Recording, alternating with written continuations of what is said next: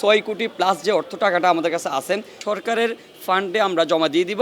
জমা দিয়ে পরবর্তী যে পুনর্বাসন কার্যক্রম সেটা আমরা চালু রাখবো। আমাদের কাছে যতক্ষণ পর্যন্ত মজুদ থাকবে, একটা চালের দানা এবং একটা ডালের দানা যতক্ষণ পর্যন্ত আমাদের কাছে থাকবে, আমরা ততক্ষণ পর্যন্ত আমাদের ত্রাণ বিতরণ চালু রাখবো। এখন যে কথাটা আসতেছে সেটা হচ্ছে আমরা ত্রাণ নিচ্ছি কি না। আমাদের কিন্তু নগদ অর্থটার নেওয়া কিন্তু বন্ধ হয়ে গিয়েছে। তবুও যদি কেউ চলে আসে সেক্ষেত্রে আমরা টাকাটা সংগ্রহ করছি। আর ত্রাণ সংগ্রহের ব্যাপারটা আমরা শুকনো খাবার, পানি এবং জামা কাপড় এগুলো আমরা সবই বন্ধ করে দিয়েছি।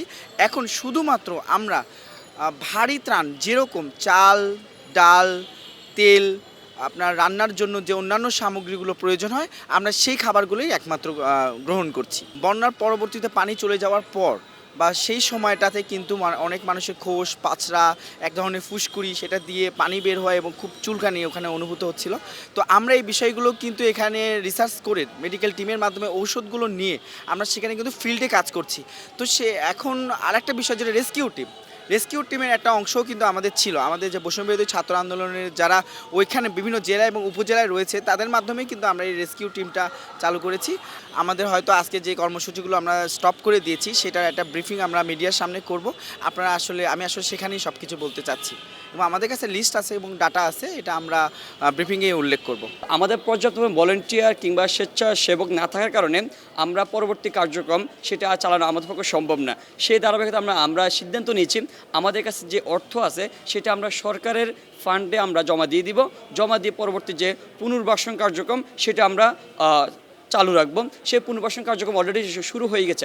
আমাদের যে ত্রাণ মন্ত্রণালয়ের অধীনে আমাদের 2 জন করে প্রতিনিধি, জেলা পর্যায়ে 2 জন করে প্রতিনিধি এবং 20 জন করে স্বেচ্ছাসেবক আমরা টিম অলরেডি গঠন করে ফেলেছি।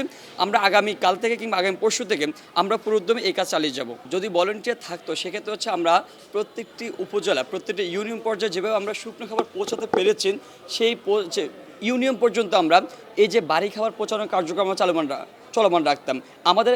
প্রথমত আমাদের উদ্দেশ্য ছিল যে আমাদের কাছে যে নগদ অর্থ আছে 6 কোটি প্লাস যে অর্থ টাকাটা আমাদের কাছে আছে সেই টাকা দিয়ে আমরা প্রত্যেকটা ইউনিয়ন পর্যায়ে আমরা যে বাড়ি খাবারটা সেটা পৌঁছানোর চেষ্টা করতাম।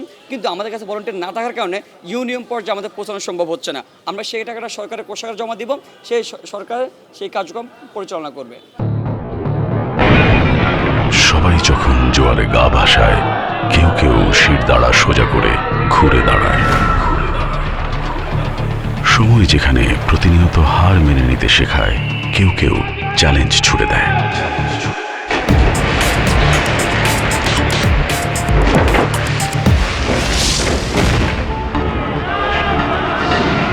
পক্ষপাতের ভিড়ে আজ থেকে কোনো পক্ষ নয়, খবর হবে নিরপেক্ষ।